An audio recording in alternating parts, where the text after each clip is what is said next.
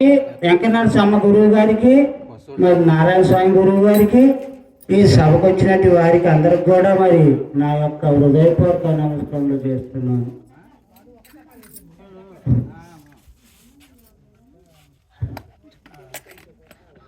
మరి నందికొండ భాగ్యమామ గారు సేవ చేయటంలో చిన్న పెద్ద అని తేడా లేదా. నేను గణేశపాడు కనుక పోతే ఏదైనా ఉన్న పరంగలో తినంద ఒడిగి పానీయదు. అట్లాగే ఒకరోజు గురువు గారు శాంతినగరపురంలో గ్రామంలో కార్యక్రమం పెడితే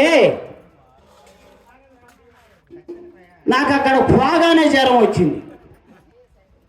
ఇక నేను అన్నం కూడా మానుకున్నా, మంచులు మానుకున్నా, మంచం మీద పడుకుంటే ఇక వదిలిపెడతలా సేవ చేయటం. నాకు అయ్యా ఈ మాత్రం వేసుకోయా కానీ మంచిదాకా నాకేమొద్దన్నా కూడా పాపం కాళ్ళు వస్తాను. అప్పటికి మరి గురువులు కూడా కావాలా నేను. అమ్మ నేను చిన్నపిల్లగాండ్రా అన్నా కూడా మరి కాళ్ళు వస్తాను, సేవ చేయటం, మంచిలు మరి ఇవన్నీ ప్రయత్నం బాగా చేసిందమ్మ. అయితే మరి నేను చిన్నోడిని కదా, మరి నువ్వు సేవ చేయటం కారణం ఏందమ్మా నేను అన్నానంటే, అయ్యా మన గురువుగారు నాగేంద్ర స్వామి వారు అన్నాడు, మరి చేసిన సేవ పోదాయా, పెట్టిన వాడికి పుట్టినదే సాక్ష్యం అని పెద్దలు అంటున్నారు. మన గురువు గారు కూడా అన్నాడయ్యా, పెట్టకుండా ఏది రాదు కదా. ఎట్టానంటే ఒక చేనుకి సేవ చేసినాం, దాని ఫలితం వస్తుంది కదా. లేదు ఒక బర్రెకే సేవ చేసినాం, దాని ఫలితం వస్తుంది కదా. మరి వీటన్నిటి మీద కూడా ఆత్మసేవ చాలా గొప్పదా. భక్తులకి కనుక సేవ చేస్తే ఫలితం తొందరగా లభిస్తుంది అని అమ్మ చెప్పింది నాకు ఆనాడు. సరే మన గురువు గారు కూడా అదే విధాయకంగా చెప్పిండు. మరి నాకు చేతనైన వరకు కూడా ఉన్న దాంట్లో కూడా మరి ఎందుకంటే నేను కష్టపడే బతుకుతున్నాను. నాకేం పొలాలు ఏమి లేవు, పోనీ వ్యాపారం ఏమి లేవు. కానీ ఉన్న పరంగానే మరి ప్రతి నెలకు కూడా పౌర్ణానికి మరి ఒక 20 మందికి 25 మందికి భోజనాన్ని పెట్టి మరి పెద్దల ద్వారాగా బ్రహ్మజ్ఞానాన్ని చెప్పించగలుగుతున్నాను. ఎందుకనంటే మరి మహాత్ములు అందరూ కూడా అదే విధాకంగా చేశారు. మన నారాయణ స్వామి గారు మరి వాళ్ళ భార్య గారు మరి ఉన్న పరంగానే సమాజానికి సేవ చేస్తున్నారు. వాళ్ళు వాళ్ళ ఇంట్లో వాళ్ళు ఉండొచ్చుగా, ఏం లేకపోయిందా. పరోపకారమైన శరీరం అన్నారు పెద్దలు. మరి భగవంతుడు అంటే ఎక్కడున్నాడు? ప్రజల్లోనే ఉన్నాడు, నీలోనే ఉన్నాడు.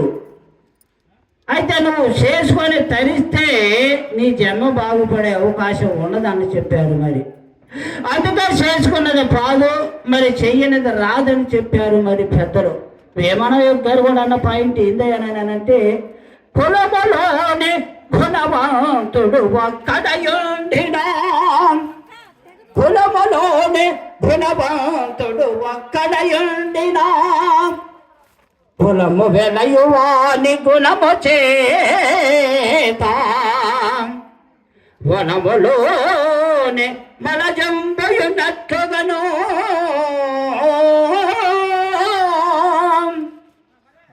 ఈశ్వరాభిరామ వినురవేమ, ఈశ్వరాభిరామ వినురవేమ.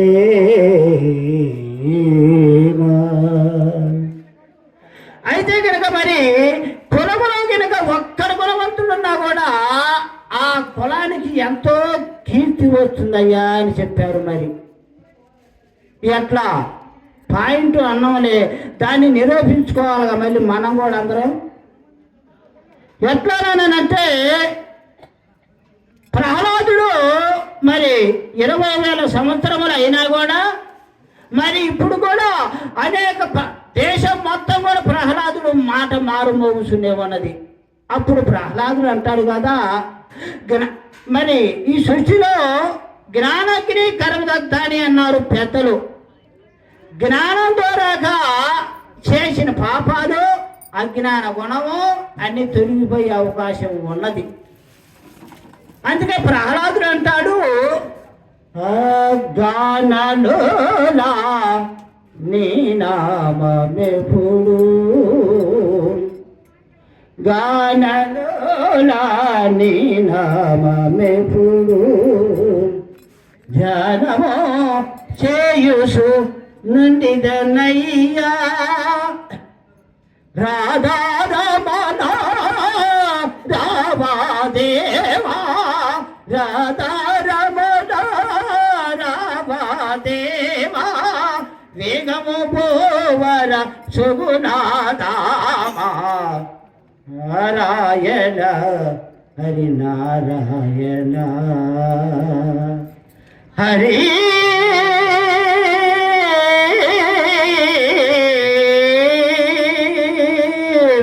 హరి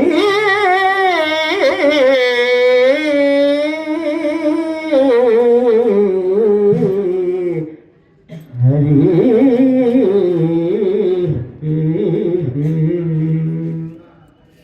అయితే వీరేంద్రదాసుడు ప్రహ్లాదుని అంటాడు కదా, మరి ఎక్కడరా శ్రీహరి, మనకి విరోధి అయినా హరిని దంతావు ఎక్కడా లేడు, నా నామాల్లో వచ్చానని చేయని అంటాడు వీరేంద్రదాసుడు. అయితే నాన్నగారు వలదు ఈ బిబిలికాది మొత్తాన్ని కూడా శ్రీహరే ఆధారమూర్తి ఉన్నాడు, అతనికి తప్ప రెండో వాడు లేడు లేడు లేడు లేడు అని సాటి చెబుతుంటే, అయితే నా మాటకి నువ్వు వ్యతిరేకంగా చెబుతావా, నువ్వా పెద్ద నేనా పెద్ద అని తండ్రి గారు మాట అని చెప్తే ప్రహ్లాదుడు ఎల్లా. అయితే నీ సంగతి తున్నదా అని చెప్పి తేలుస్తానని చెప్పి మరి ప్రహ్లాదుని నానా ఇబ్బందులు పెట్టిండు, కొండల నుంచి ఇసిరేసిండు. చివరిగా శ్రీహరి వచ్చి పట్టుకున్నాడు. సముద్రంలో కూడా ఇసిరేసినా కూడా శ్రీమరే ఆధారమూర్తి అయి ఉన్నాడు. కత్తులతో నరగపెట్టినా కూడా ఆహా శ్రీమరే శ్రీహరి ఆధారమూర్తి అయి ఉన్నాడు. అగపడు చీకటి మాయగాదా, కనులకు వెలుగు నీవే కావా. ఈశ్వరంత స్వరూపం నువ్వైనప్పుడు, నా కన్నులలో ఉన్నది కూడా నువ్వైనప్పుడు, నా శరీరం నువ్వైనప్పుడు నాకు దిక్కు నువ్వు కావా ఏంది, నన్ను వదిలిపెడతావు ఏంది నువ్వు?